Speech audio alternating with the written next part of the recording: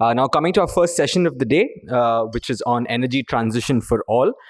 Just to give you a context, India has, of course, made significant progress on household electrification over the last decade, but reliable electricity supply continues to be a challenge, especially for rural healthcare, education, MSMEs, agriculture, and for livelihoods.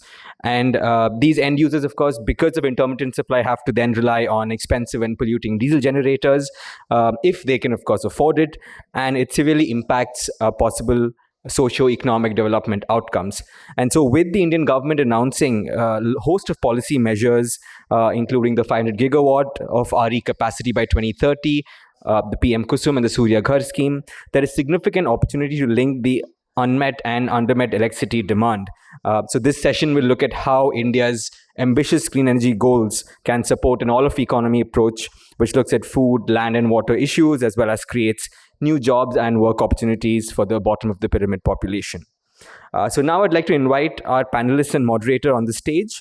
And firstly, starting with Bharat, I've already introduced you, so you can grab your seat. Next, we have Mr. Abhishek Acharya, who's the director for the Ministry of Environment, Forest and Climate Change in the Economics Division. Mr. Acharya is an officer of the Indian Economic Service, serving the government of India for the last 16 years.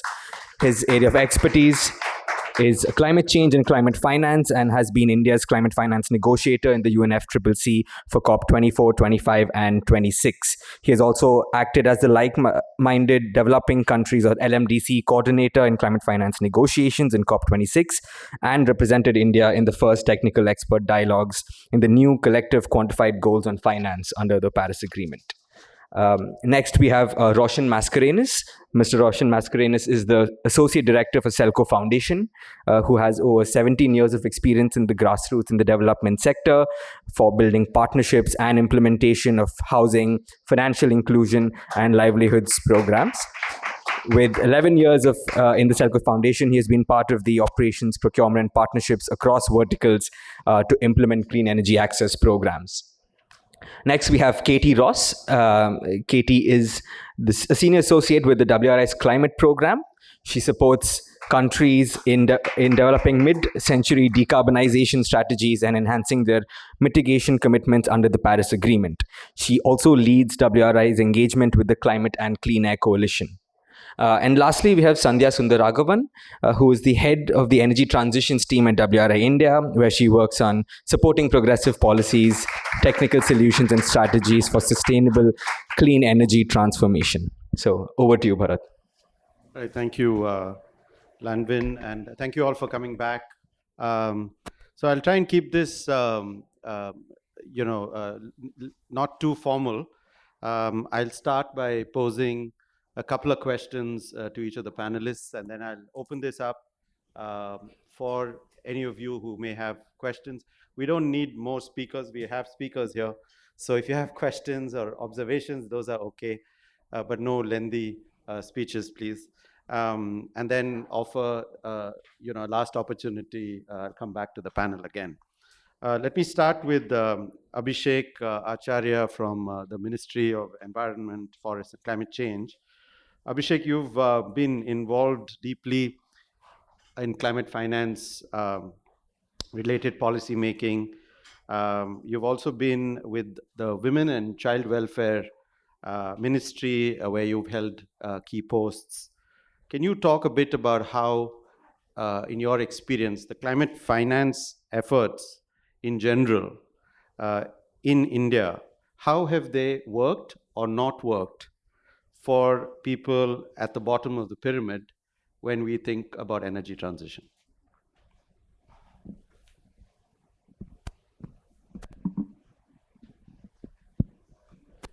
First of all, thank you very much for inviting me for this session. It has been a great pleasure. With regard to women and child, I held only for a brief period of time. I primarily have worked on the climate finance issues in Ministry of Finance, and at present I'm working in Ministry of Environment on the free trade agreements and the bilateral agreements on the environmental issues and sustainable development. With regard to climate finance, one must keep in mind, first of all, the idea what climate finance is. Well, if we consider the UNFCCC and the Paris Agreement, there is a very clear distinction of what is climate finance and what exactly it should be. If you see the Article 4.3 of the UNFCCC, it says the financial support from the developed countries towards the developing countries, which has to be new and additional, climate specific, and which has to be specifically and primarily grant based. So, most of the climate finance that India has taken up, India has energized, has been the India's government owned resources, public resources.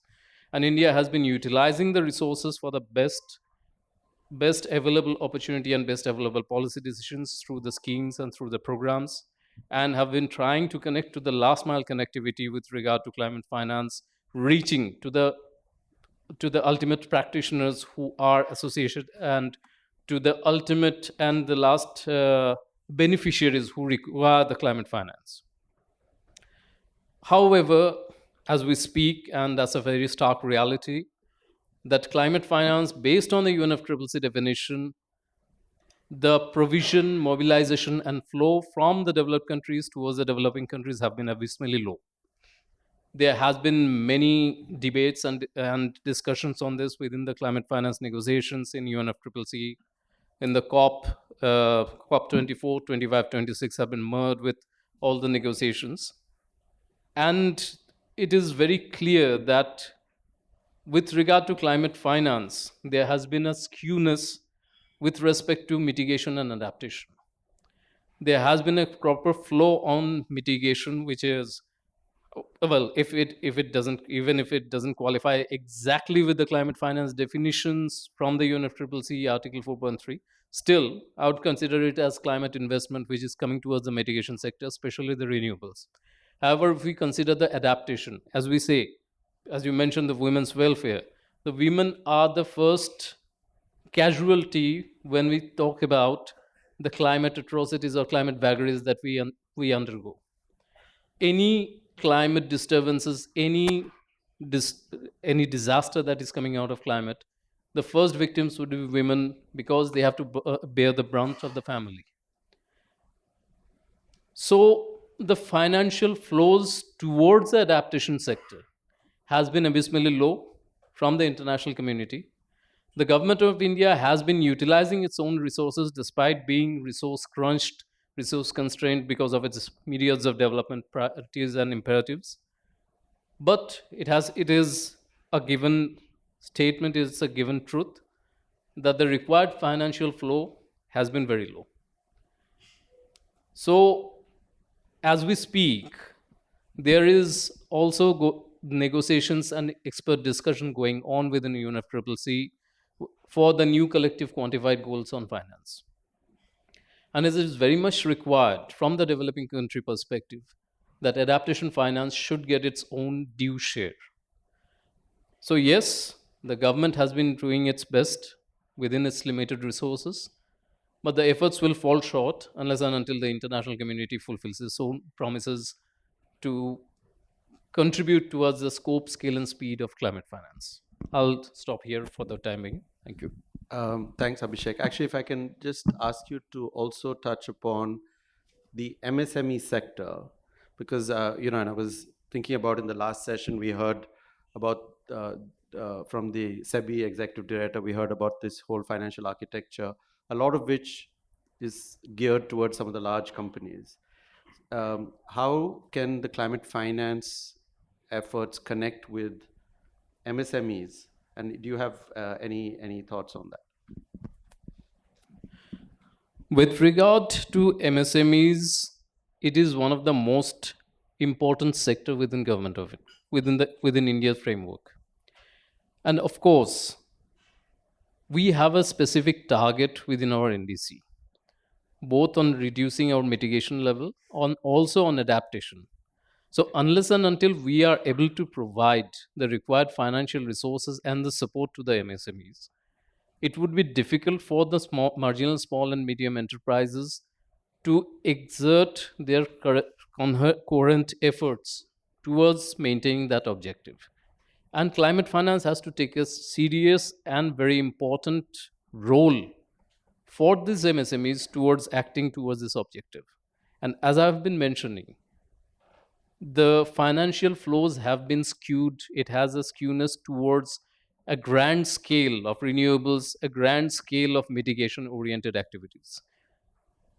MSMEs obviously have a much lower level of mitigation impact, but they are after the women, and I would dare to say that MSMEs also have to bear the brunt of the adaptation requirements, the loss and damage requirements within the country.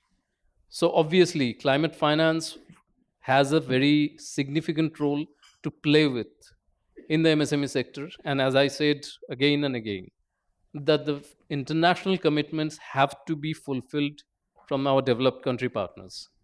Without that, even the $100 billion goal, which was taken in Copenhagen, we have seen there is nowhere near to the fulfillment of that target.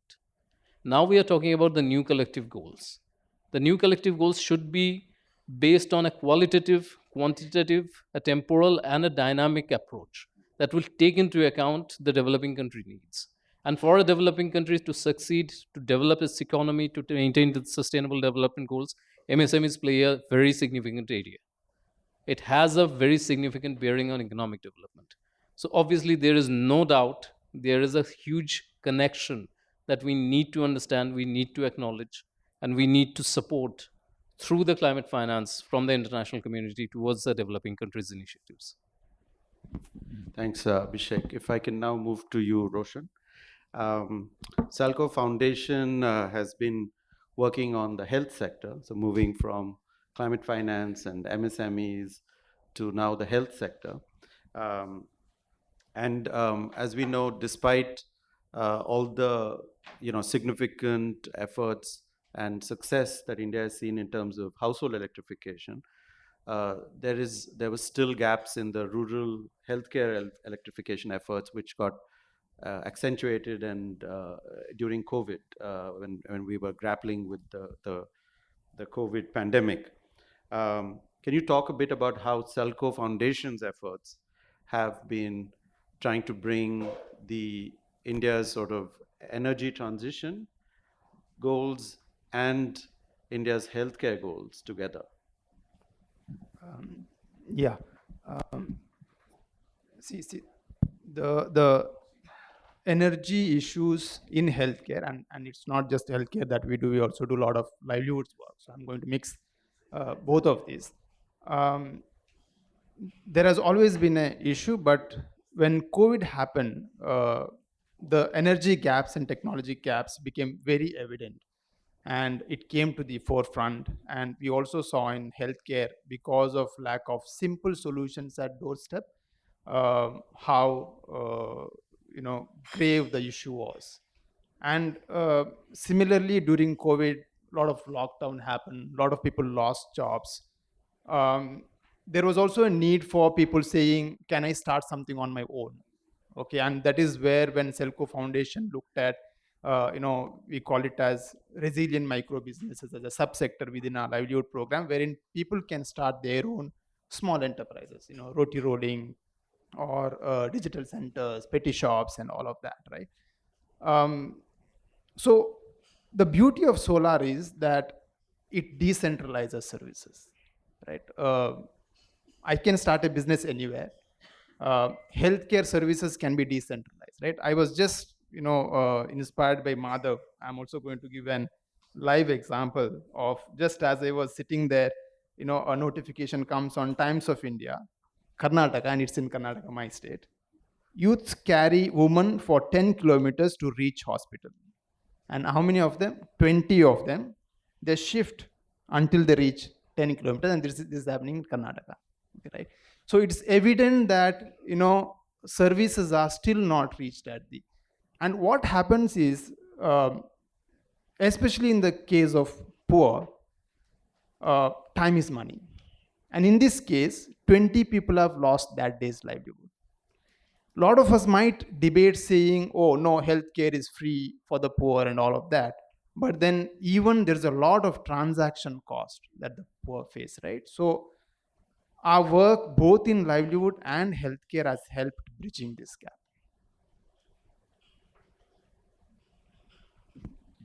Could you talk a bit more about how exactly this work is bridging this gap, maybe the energy for health?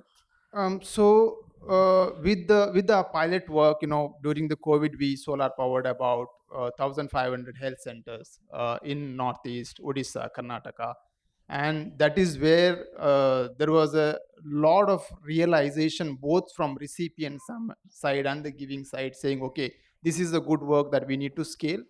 There was a lot of acceptance and realization also from the states. So that is where I think we launched a program to solar power 25,000 health centers, and we are far ahead now, completed about 4,500 health centers. Entire Northeast we will be powering. We'll be powering Odisha, Karnataka, and some parts of Maharashtra and Gujarat as well. And this also has given rise to a lot of our work, knowledge sharing work globally. So we have a program parallelly going on to power 12,000 health centers in African countries. Thanks, Roshan. Very inspirational.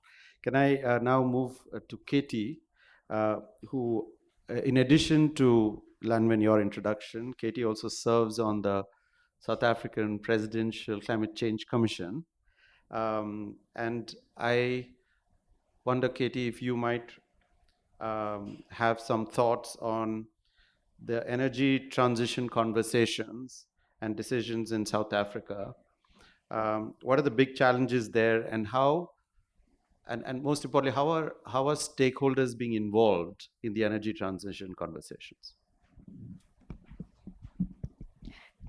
Thank you, Bharath, and hello everyone. It's such a pleasure to be here from South Africa and provide some reflections about what's going on in a very similar economy to India. Just to give you some context about South Africa, we are too a major emerging economy, also facing very significant development challenges. We call them our triple challenges.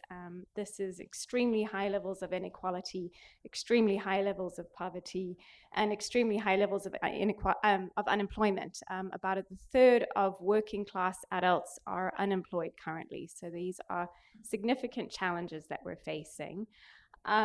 From an energy perspective, we're also heavily dependent on coal. 80% of our electricity mix comes from coal, 15 coal power stations in the northern and eastern part of the country. And many of these power stations were built in the 1960s and 1970s and are reaching the end of life. So this energy transition is very salient, it's very real, it's very tangible. We had our first coal power station closed 2 years ago, and you might be aware under the Just Energy Transition Partnership, South Africa has committed to closing further coal power stations early. And this is of significant debate. We have significant energy security issues. Load shedding is a very popular term, where we have regular blackouts in the country up to 12 hours a day. So big challenges around energy security, around development. At the same time, our president and government is very committed to the climate agenda and very committed to strong climate action. I mean, both from the global responsibility perspective, but also because our country is severely impacted by climate impacts. And our president has really championed this idea of a just transition in the country. And he's done this in a number of ways, including through setting policy, political statements. But one of the biggest things he did was in 2020, when he established his Presidential Climate Commission. And this commission is set up to oversee and facilitate a just transition in the country. And you're asking about inclusivity. And in South Africa, inclusivity is incredibly important to make progress. There's nothing for us without us.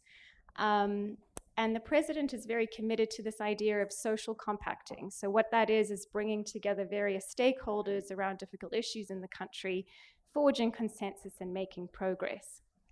So our commission is comprising of government ministers, energy, trade and industry, environment, very sticky agendas that often have conflicts. It comprises civil society, traditional leadership, business, and what they do is they bring these stakeholders together, these very senior decision makers together, around what it means to achieve a just transition and how to get there. And they do this work in two ways. The one is bringing to the surface the new evidence about the transition, the very local challenges and the local opportunities. And then they also aim to forge consensus. And they do this in quite a nifty way. They have broadcast live every single meeting they've ever had. So everything is absolutely transparent. You have commissioners represented that it is their duty to be seen to be making progress on the transition. It's their duty to be seen to be forging consensus and to show up and represent their constituencies as well. And we find this has been an incredibly motivating factor for accelerating the transition. And then just my final words for now, I just wanted to highlight one of the biggest outcomes of the Presidential Climate Commission in the last couple of years is the development of a national policy on the just transition. And the three principles in South Africa we think are necessary to effect the just transition, the energy transition. First is procedural justice. We've got to be talking about inclusive decision making. It's not just having a seat at the table, it's not just having a voice at the table, but it's ensuring those voices are actually impacting the future plans for communities. We also talk about distributive justice. So how are we sharing the risks and opportunities equitably, with a particular focus on those that are most impacted and those most vulnerable? And then the hardest one, which I would say we haven't got to yet, but we are committed to, is restorative justice. So how do we fix the harms of the past as we move forward in the context of a cleaner energy and a just transition? Thanks, Katie. Lots of additional questions, but I'll hold them for now and go to Sandhya. Sandhya, you've been doing a fair amount of work at the state level in India. And I think, in India we have, there's of course a lot of effort at the national level. There is a series of policies and directions and regulations. So the national policy backdrop provides guidance for the states. What are your observations? What are the challenges that states face in moving towards this clean energy transition? And what are the sort of questions that state level decision makers are grappling with? Thank you. Thank you so much, Bharat. So at the state level, the dynamics is quite different, right? We, for example, just bringing on the thought process that from the first session is there is unpredictable demand, right? In terms of the demand pattern keeps changing in view of the climate change, in view of heat stress, floods, various situations actually make it extremely difficult for the utilities to plan their demand accurately. Apart from that, we also have quickly evolving technologies. There is limited access to capital. These are some of the major challenges at the top level. But when we actually go at the planning level, on a day-to-day basis, the utilities have to actually plan for what are those balancing options which helps in matching the supply and demand, which are those resources that have to be ramped up and down, how much storage, where, at what cost, where should it be sited if we talk about the new storage technologies, what are the other technologies that they need to go for. And all of this actually needs to happen in a way that affordable, reliable, clean power is given to all. So that is that is going to be a planning kind of a problem, which the system level planners, which the utilities are actually facing on a day-to-day basis, and they need to do it in a least cost. They need to supply like a least cost energy mix to the consumers, and they need to ensure that there is energy access to all the communities, right? The underserved communities as well. So this is something that is going to require a more a holistic approach, where we bring in all the stakeholders, all the departments together. And I think the integrated planning, kind of methods and approaches and methodologies have to be taken going forward. So I would say that these are some of the challenges, and I think we have to we need to have a renewed focus in terms of our energy planning approaches. Right. I'll come back to that. I want to go back to you, Abhishek. You said that apart from the broader UNFCCC process, that you were also involved with some of the more the bilaterals, the FTAs, and so on, which are slightly more difficult to wrap our heads around. I wanted you to perhaps offer, I mean, and obviously finance and investments is a big part of these bilateral conversations and the free trade agreements. So what do you think are the sort of three most important things that India could do in order to make these FTAs work for an inclusive energy transition? Well, I must admit that it's a very long connectivity that we have to make with the FTAs towards the inclusive energy transition. Of course, with my experience with the FTAs, I have dealt with only 3 FTAs as of now. One with the India UK, and one with India EFTA, and one is ongoing in the India and EU. For energy transition, we must remember that the energy transition has to, as Katie has mentioned, it has to cater to the distributive justice. And distributive justice can come only from 2 angles, in my perspective. One is energy connectivity, another is energy transition. So these 2 aspects need to be catered to when we are targeting a distributive justice towards energy transition. For that, from India's perspective, from the government's perspective, India is committed towards providing this distributive justice.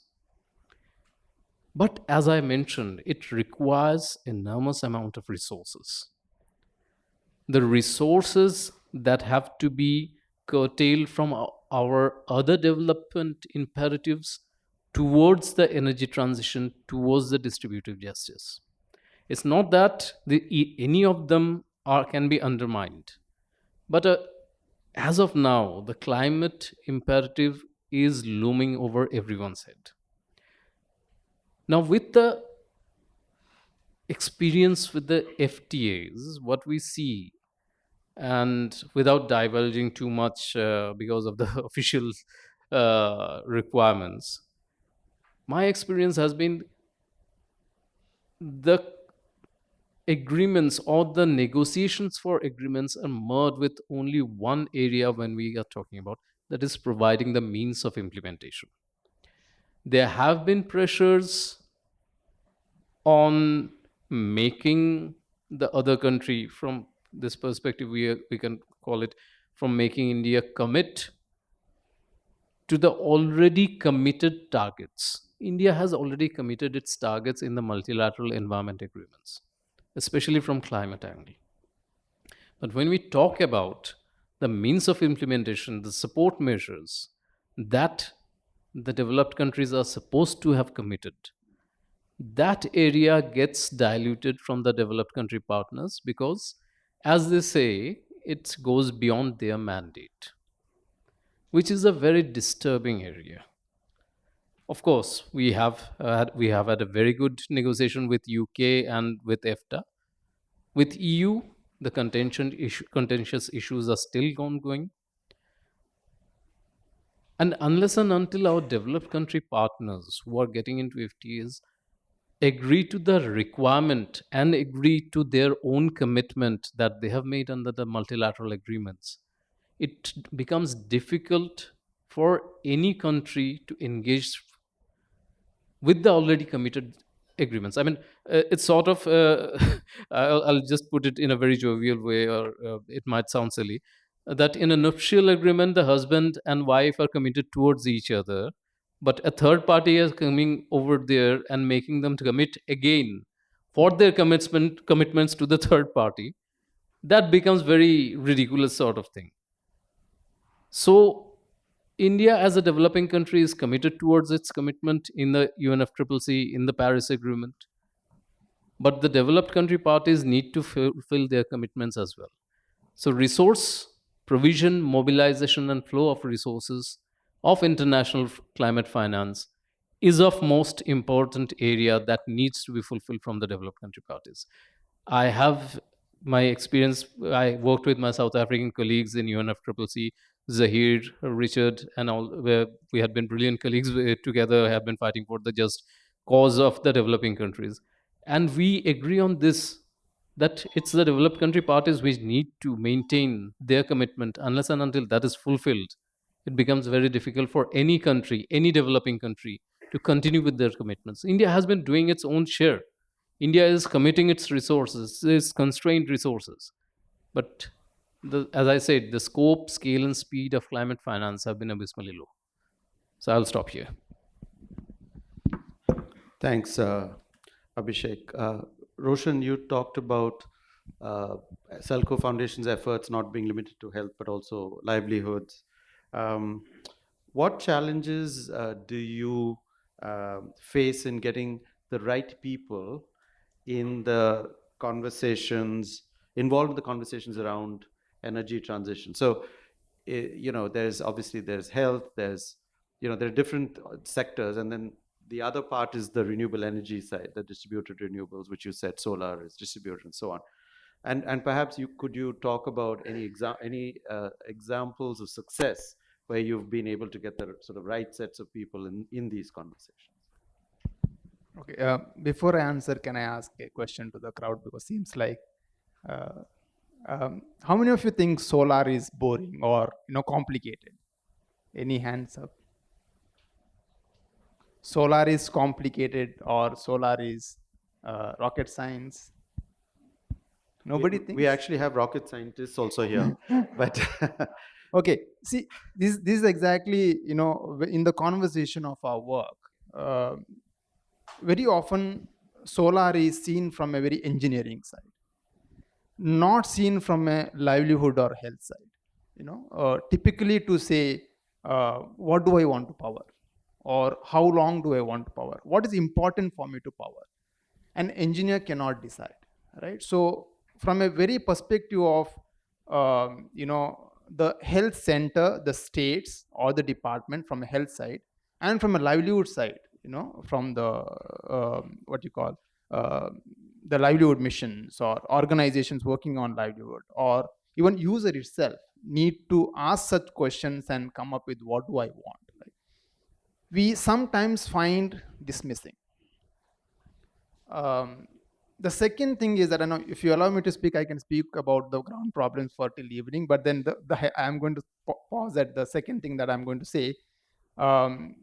Very often, again, looking at solar as a complicated or as a rocket science is, it is seen as, when you look at livelihood or health, it is seen as something that has to come from energy department. Especially when we look at the O&M part of it. We have just last Saturday completed in one of the states assessment of about 114 subdivisional hospitals, and all of them have got DG, 200 kilowatt, 250 kilowatt. All of them are working. For all of them, diesel refilling happens very, without any issue. But you talk about the same thing for solar, it is complicated. It's looked at very difficult, right? Even refilling distilled water once in a 6 months becomes complicated. When you refill diesel every day per se, it happens without. So, in the conversation of this, a lot of the time people see it as a, something that cannot be done, is complicated. Very often people ask us, what are the type of people that you look for, for Selco? We say people with common sense. Sometimes, and now I've changed my conversation. I say, okay, people with empathy. I say, because you need to be looking at things from that perspective. I've also seen a lot of the state comments. I hope I'm not going to get into trouble. People take funding support, right? And especially coming from World Bank and some of the global organizations and all of that. It is, you see the type of reporting that happens, the type of care that happens, the type of audit that happens. But of course, a lot of that outsourced. But then we also see this solution that can be long-term is not looked at from that perspective. Now, having said all of it, we have seen a lot of solutions in at least some of the states. For example, Meghalaya has put in a very, very robust system for O&M. Like you call 100 for ambulance, they can call, in the dial number 6 for solar. They have set up that system, right? In Manipur, I have witnessed the chief minister himself telling, even the current chief minister, then when we inaugurated our solar systems in 3 districts, he said, I want to make sure that one person is appointed at every health center. His name is put on the board, his number is circulated. He is responsible to make sure that this asset works. Those are the type of strong systems that need to come into, is that sometimes we see missing. And it will take time. We are hopeful that things will change. Right. Thank you, Roshan. Katie, you talked about how South Africa is quite similar to India in terms of the large dependence on fossil fuel, particularly coal, in the electricity system. And of course, in India, we've attempted to start making the change by these mega renewable energy targets and ambitions and so on. And as we heard from the minister a little earlier, we're making significant strides in India towards those ambitions and goals. What are your observations on the pace of the transition? And are there other things from South Africa that you might want to share, or are there coping mechanisms and so on? Thank you. Well, we're not proceeding as fast as India by any stretch. I mean, what the world is witnessing is happening here is quite remarkable in terms of its renewable energy deployment. In South Africa, the word justice is used in 2 different ways for 2 different agendas, where one side is saying we've got to move ambitiously to renewables, we've got to transition quickly away from coal, and it needs to be done justly. And then the other side of the coin is justice means at a very slow pace of the transition. So we're bringing along everyone. And these tensions are incredibly alive in South Africa and incredibly alive between even the different government departments in the country. In terms of our renewable energy deployment, it has faced some challenges. But the biggest climate policy that was implemented a few years ago was in the energy sector. And that is when the government lifted the self-generation cap from 100 megawatts to infinite. And what that has done is it's liberalized the energy market in the country. We have a state-owned enterprise that controls most of electricity generation in the country, predominantly coal, which is closely protected because of the history of coal in the region, the resources we have. But with these energy security issues that we're facing, those that can afford it are transitioning to renewable energy. But this is where the problem comes in, is because renewable energy is available to those who can afford it. And those who can afford it can have energy security. But what's left behind is those people who are struggling with the state-owned energy utility, those with coal-fired power station, and those with very poor energy security and rising electricity tariffs. So we're having a huge, significant increase in the privatization of the energy market in the country. We're having tremendous growth in the energy market for the wealthier households and the wealthier businesses that can afford it, driven primarily because of markets, but also because of the energy security issues. But it is widening the inequality gap, which is tremendously concerning, and there needs to be significant change in government policy and the way the state-owned energy utility is run, so that they too are investing in cleaner energy and providing that to the poorer segments of our population. Right. Thanks, Katie. I'll ask Sandhya one question more, and then I'll open this up. Sandhya, your last comment, you ended by saying we have to sort of rethink energy planning, or there will be implications for energy planning. Perhaps you can talk a bit more about that. What is this change that we need to see in energy planning with the perspective of making this energy transition work for all? Thank you, Bharat. And I actually would like to tie in with what Katie also mentioned, that we also have a similar problem of long-term power purchase agreements. So it becomes extremely difficult while planning because there is a natural bias to kind of go for certain type of generators, to dispatch certain type of generators. And even though we have certain must-run status for renewables, the idea of actually adopting renewables at the state level, again, it becomes like an economics issue, right? And that's where well-designed approaches, where we can actually do a optimum power mix, right? Where there are tools which actually helps us in designing, understanding what will be that optimum energy mix, say 5 years, 10 years, 15 years from now, looking into various possibilities and scenarios. That actually really helps. I mean, countries also looking into resource adequacy regulations that have come up, where states are thinking about this. They are thinking through as to how integrated resource planning, resource adequacy can actually help in deciding what could be their energy mix in the future. So that, I think, is going to be a game changer going forward. Apart from that, I think the role of technologies, because right now what we have is well-known technologies, but we also have other technologies that will come up, like distributed energy resources. We have electric vehicles, which are going to impact the demand. We also have other untapped potential from, say, offshore wind, small wind turbine, multiple types of battery chemistries that are out there. So I think all of these need to be integrated in these planning efforts. And it has to be a continuous process where we keep updating these plans on a regular basis. And that's how I think in the future we'll be able to meet or at least go close to meeting the demand changing or varying demand patterns. So I think those are the important aspects. And I mean, in a layman's language, the IRP actually helps in setting up that long-term vision for the state, and it helps the utilities match or meet those future energy demands. So it basically helps in understanding, should I build this generation asset, or should I actually purchase this instead from my neighboring state?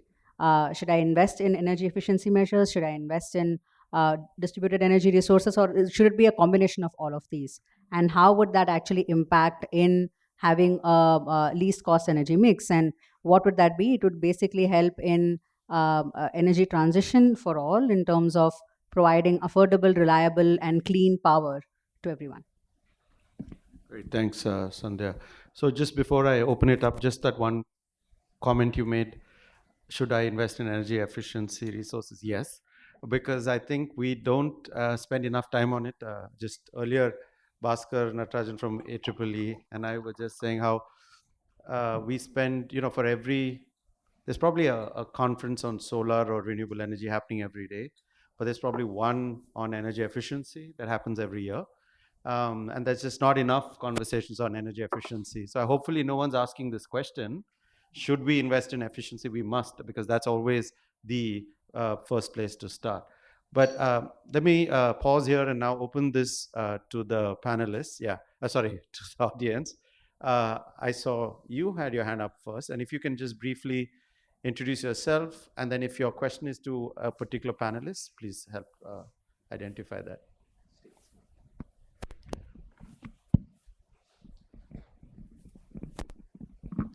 Hi, Afternoon. good afternoon. I'm Rahul, and I'm the managing director at Risana House. We are a policy think tank and specialize in foreign policy planning. My question is to Katie and maybe Abhishek. Katie, you focused very much on a very important aspect of distributed justice. Now, our work explores the India-Europe cooperation for development in the global south, as well as North-South cooperation in the global south. Speaking in plain distributed justice point of view, how realistic do you think it is? Does the global north, not just the global north, but also corporate giants, fulfill the commitment that they've been making for the last 10 years in the global south, speaking from Africa point of view? And Abhishek, if I may ask you, you've been speaking about EFTA, but what about bilateral partnership? Because we've been working a lot with the Danish government on India-Denmark Green Strategic Partnership. How realistic has it been, if you speak of facilitating just energy transition, as well as facilitating our capacity building in the renewable energy sector? Thank you. Thank you. We'll take a few and then take them on. Yeah, and then to, yeah. Hi, thank you all for your inputs, great inputs.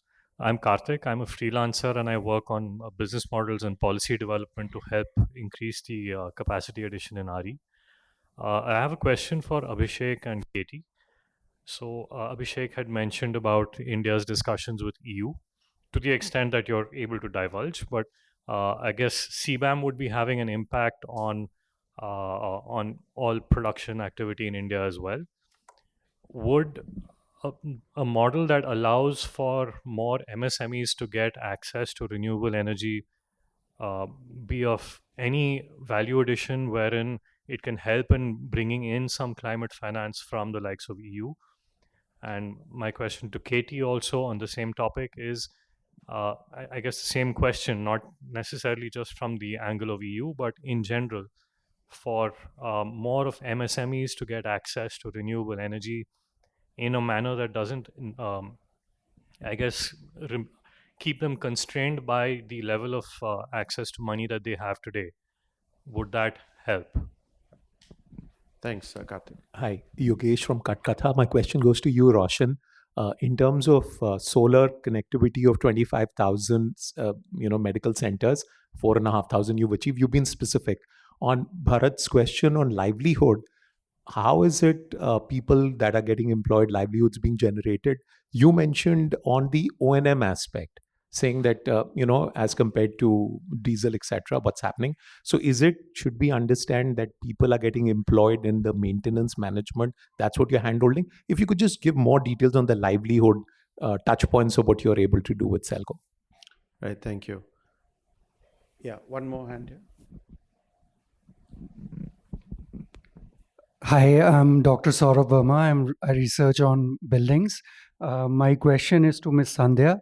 So, buildings in cities, how state utilities are making sure, you mentioned about fluctuating demands, and do they have losses still prevalent in utilities? Are there storage solutions in place?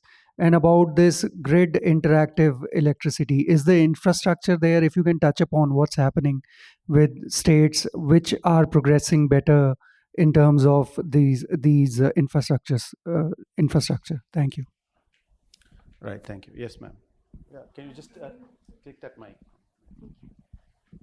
I'm Praveen Dhamija. I have just one question. What about the skilling and training activities on the ground? I think Selco, if you can answer, or any other person can answer.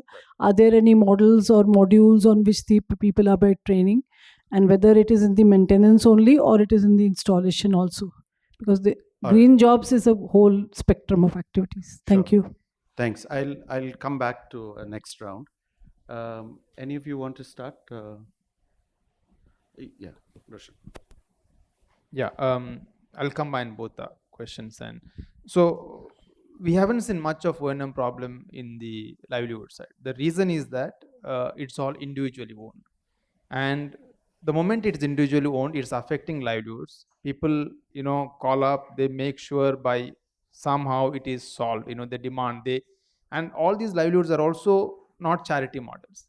They take bank loan. So there is a system which, automatically puts everyone accountable for, right? And on the skilling side and employability side, there are a lot of skilling programs that are going on. But then unless it is connected to an enterprise, there is somebody who is driving it, they don't become successful. And that is where we have our incubation program.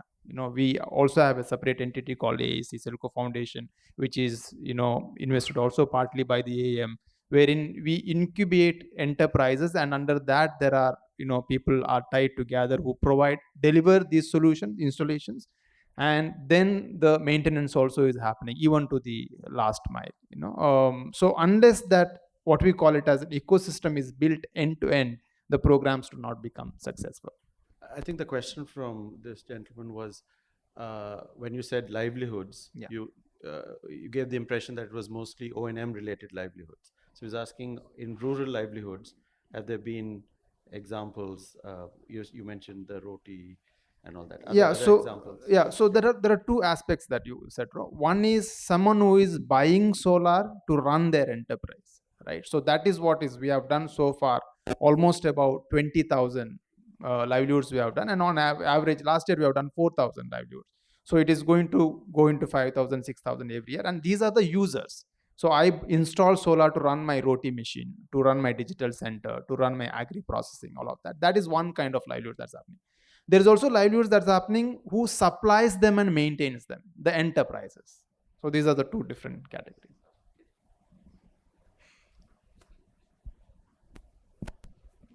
Thank you so much for the questions from the two gentlemen.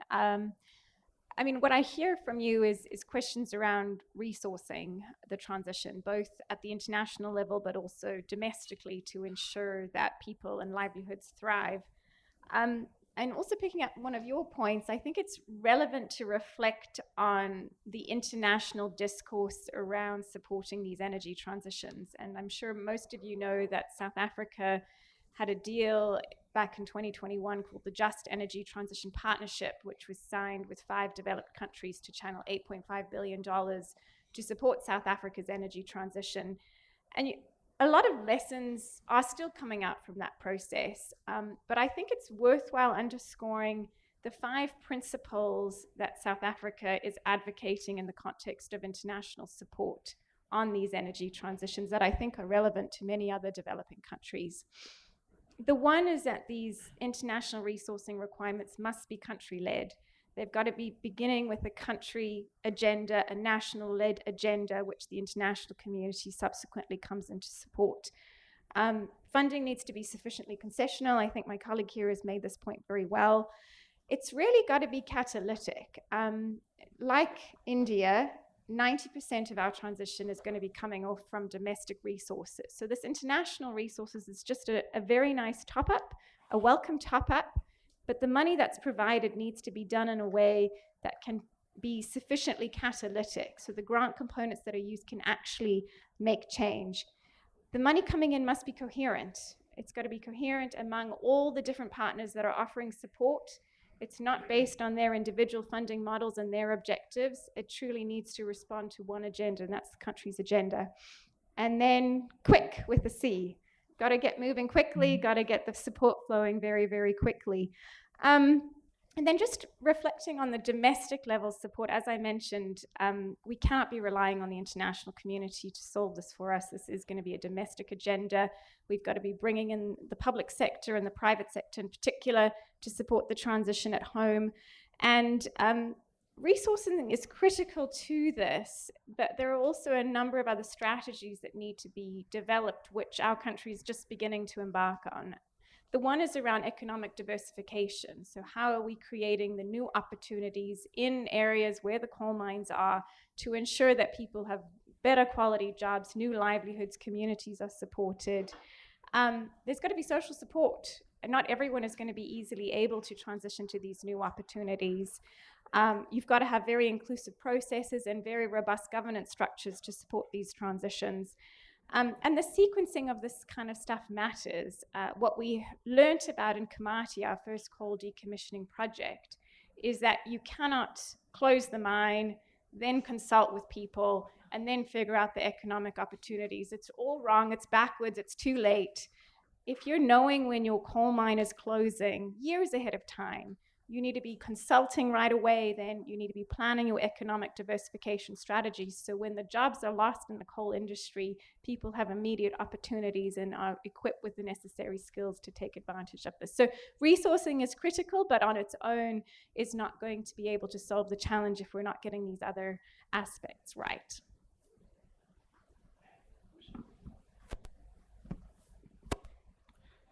Thank you for the questions, first of all. With respect to the first question on bilateral partnership, with my experience, I have experienced only 3 free trade agreements that I've mentioned, with the EFTA, the EU, the UK, and the EU.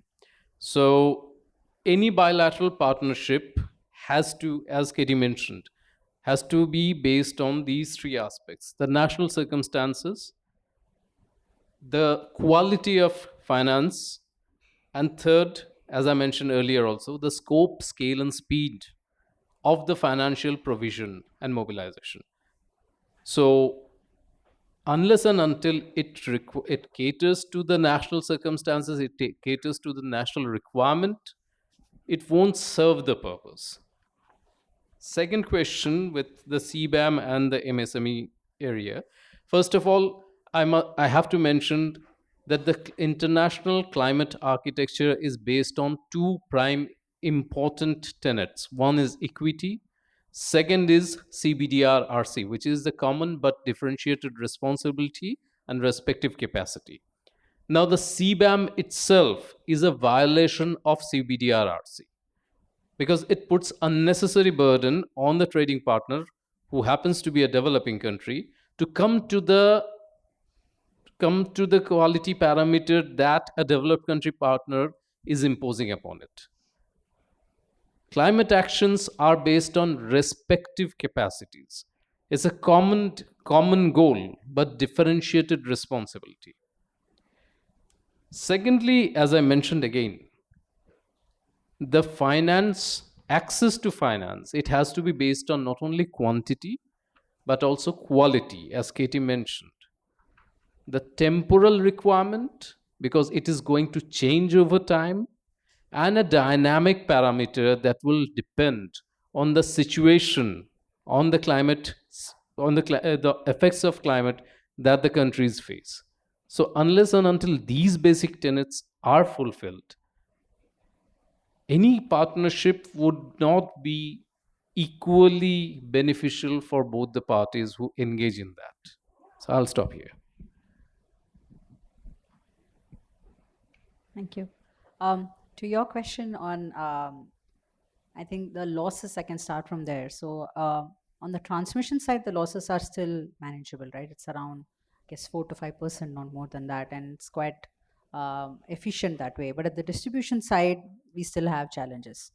And all that kind of boils down to also the kind of information that is available.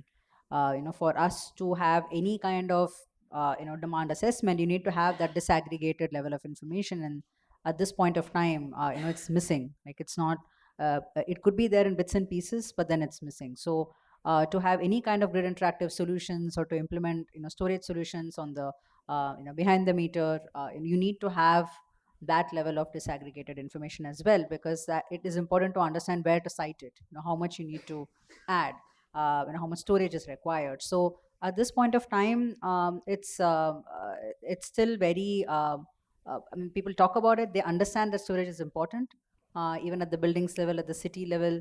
And there is also the idea of using electric vehicles, V2G, and concept is there, everybody understands it. But in terms of implementation, we are not there yet. So I think there is a long way to go in terms of,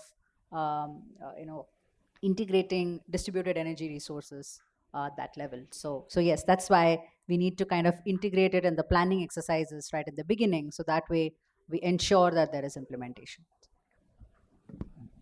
All right. Are there more questions? Yeah, I've noticed you. Anyone else at the back?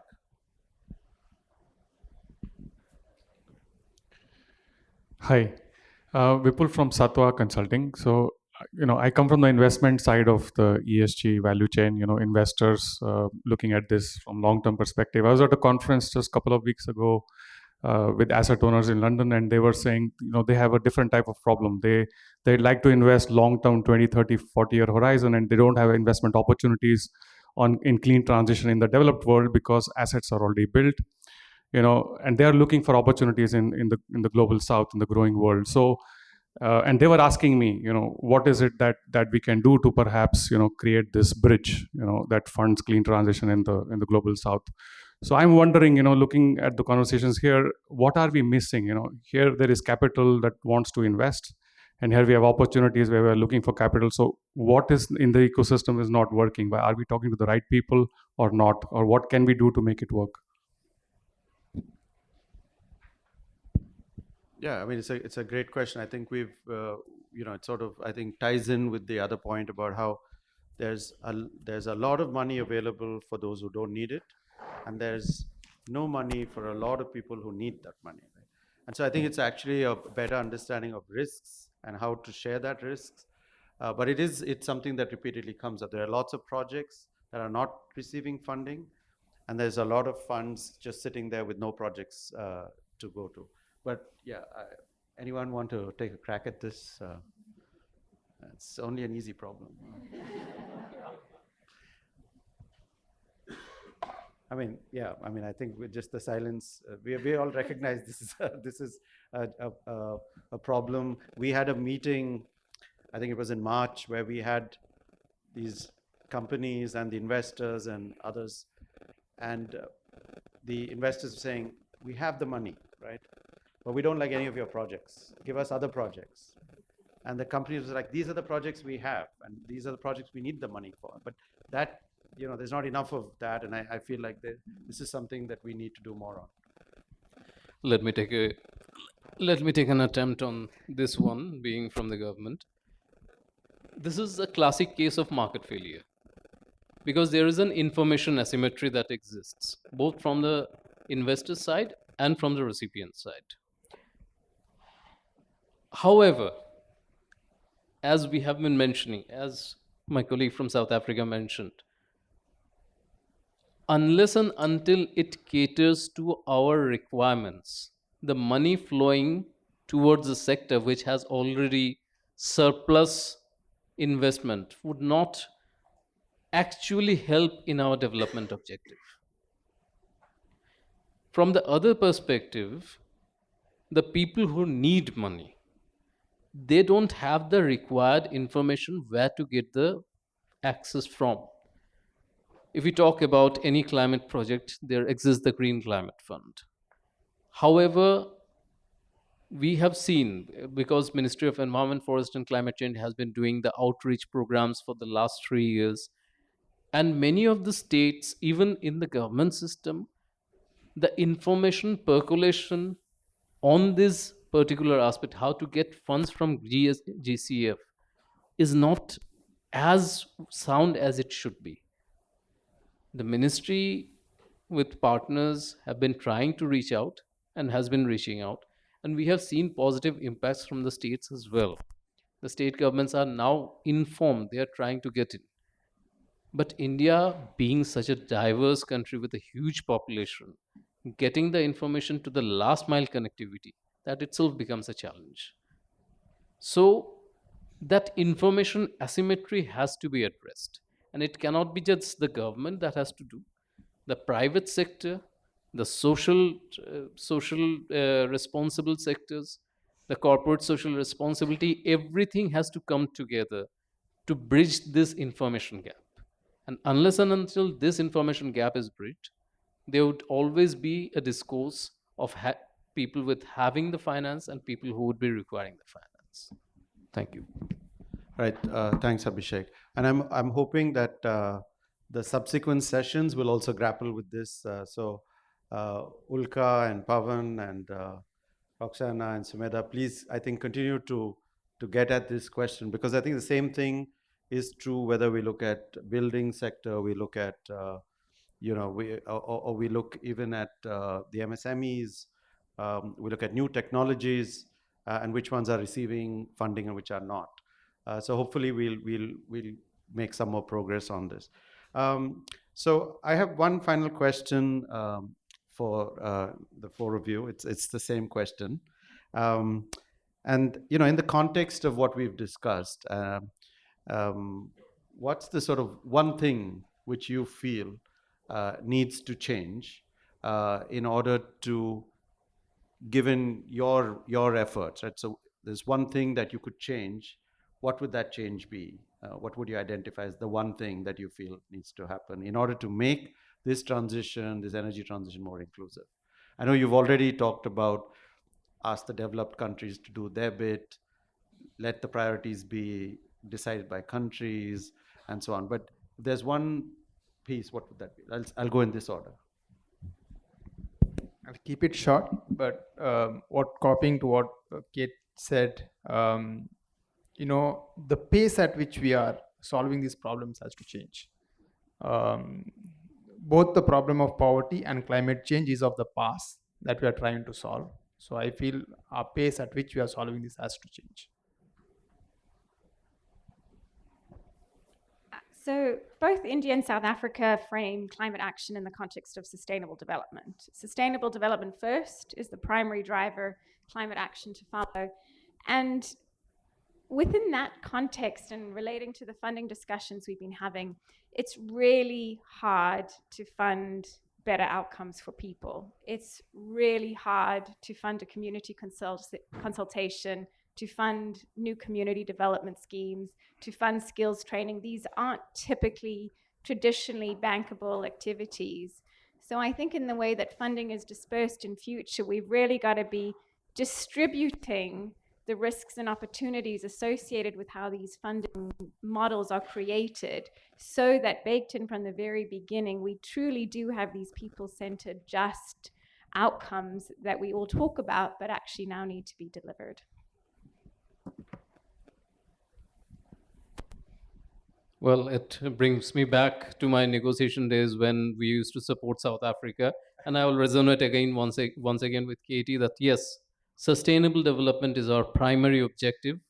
And second, it has to be backed with a coherent and concerted effort from all corners. Unless and until there is a coherent effort from all corners, be it the government, be it the private sector, be it the civil society, we cannot make the required change. Thank you. I think building capacity, I think that's one of the critical things that is required when we talk about coming up with a renewed energy planning approaches. And second is access to data, disaggregated data at both on the supply and demand side. I think that's going to be really helpful for doing any kind of planning exercises. Thank you. Thank you all for those. I mean, obviously, we were trying to cover many things in this hour and something. But I do like one other thing that came out of this, which is just that we deliberately put together a very diverse panel, which goes from grassroots level efforts right up to international negotiations and bilateral, just to show how it's the same set of issues we're talking about, same set of challenges that we're grappling with, and end of the day, it will come down to collaboration and thinking through these efforts together. So thank you again to all the panelists and to all of you who participated.